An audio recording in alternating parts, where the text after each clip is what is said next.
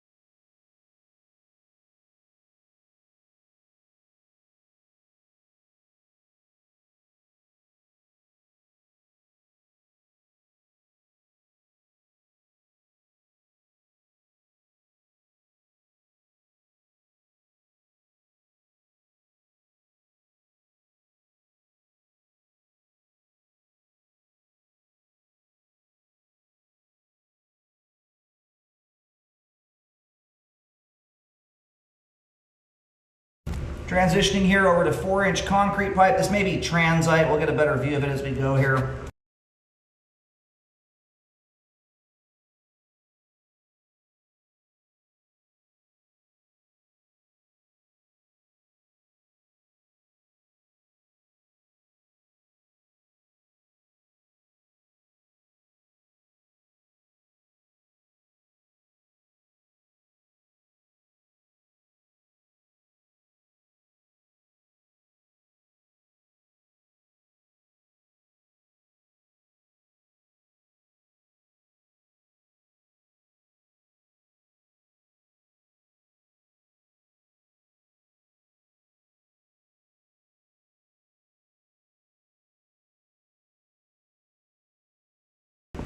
All right, there's the main there, about 59 feet, at least appears to be. We're gonna go do some locating, see where we are currently. And we'll pull back in here. We've got a joint just before we hit the main here that may be compromised. We'll get a closer look at that here once the line's drained. All right, just picked up a locate signal out there on Southwest Crestdale Drive. We're gonna go ahead and start reeling back in here. Line is drained. We've got a joint just prior to the main connection here.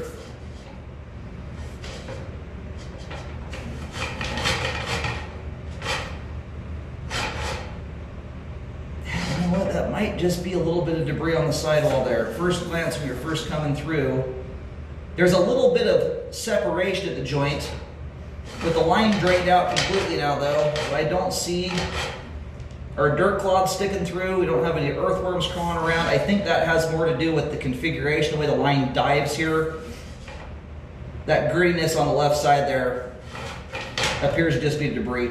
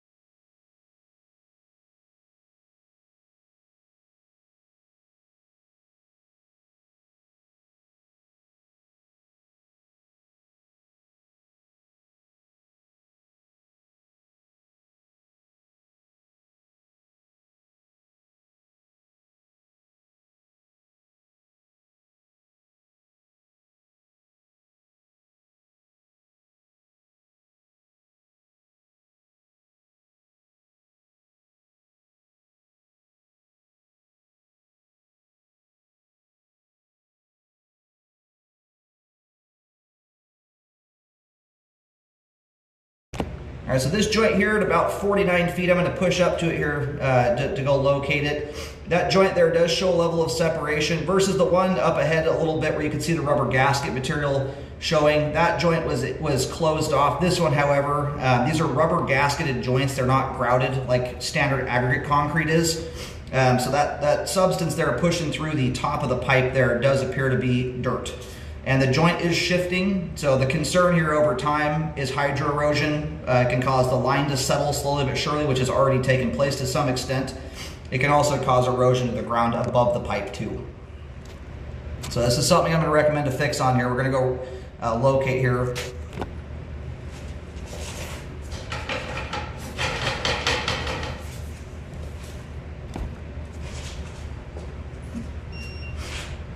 All right, so I'm picking the locate up here just barely into the street, although with the angle that things are running at, the locates out there are coming in a little bit jumpy. I can't get my locator to settle in on a perfect depth.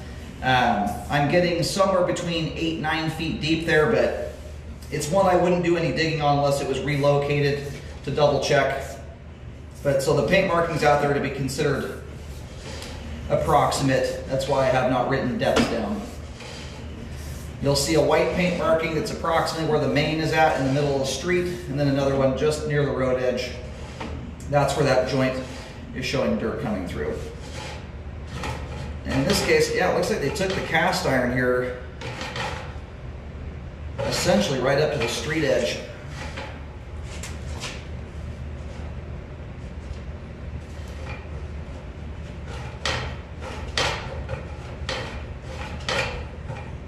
You've got a little bit of an edge sticking up there like the transite.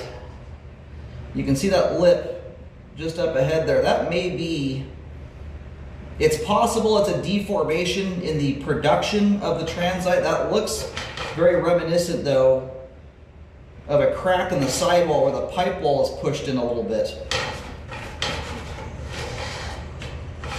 Let's see if I can run over it and get anything to move there.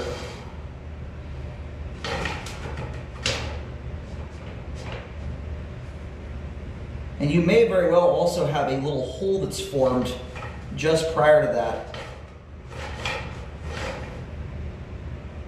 Now it looks like a hole is forming there.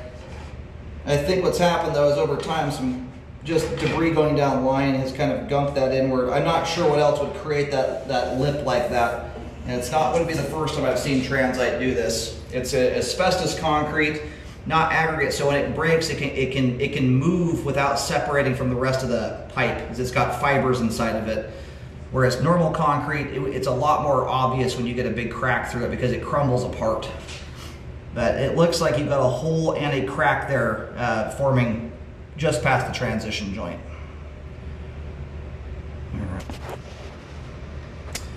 All right, another locate marking here. This is just past a little curb. That basically where it separates the front yard from the, kind of the parking strip in front of the house. Still getting really, really rough depths here.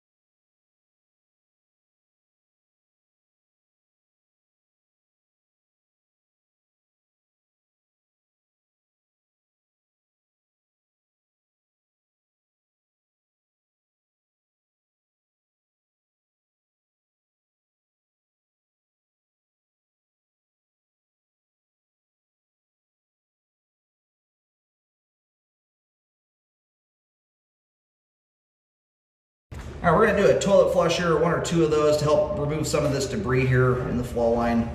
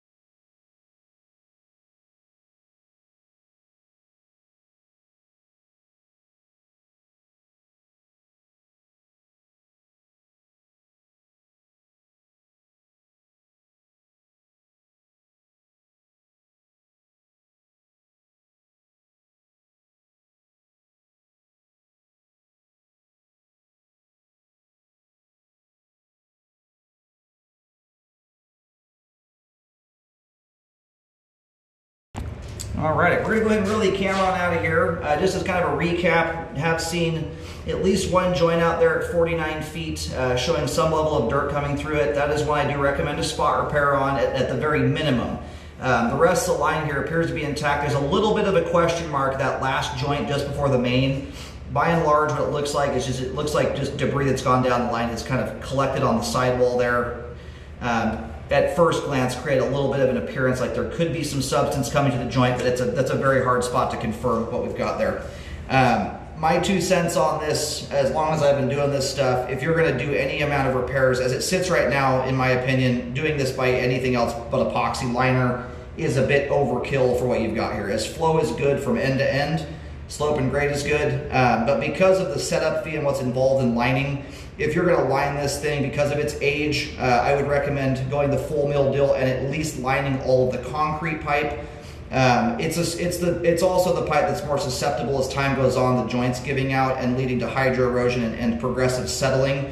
Ideally, if you do it correct, I would like to see, if you're going to do any kind of repairs on this, you just do it at one time to ensure you get a good result, and you know, get a line fully updated at one time. No obvious issues going on here within the cast iron. There's a little bit of a lump up ahead here. I can't remember if I recorded this on audio wise, but this lump in the flow line here, there's another one up ahead that's smaller, is indicative of when a line gets a little repair done. Piece of cast iron chips off when they saw cut into the pipe, tumbles down the line and gets rusted into place. There's no significant debris buildup over the top of it, nor is there blockage evidence from the past. So it's something you could potentially remove, but I think you're going to just about bust the pipe in doing so. You've got to run, jetters with chain knockers in there with carbide blades on them to even potentially remove that. I just don't think it's worth messing with personally.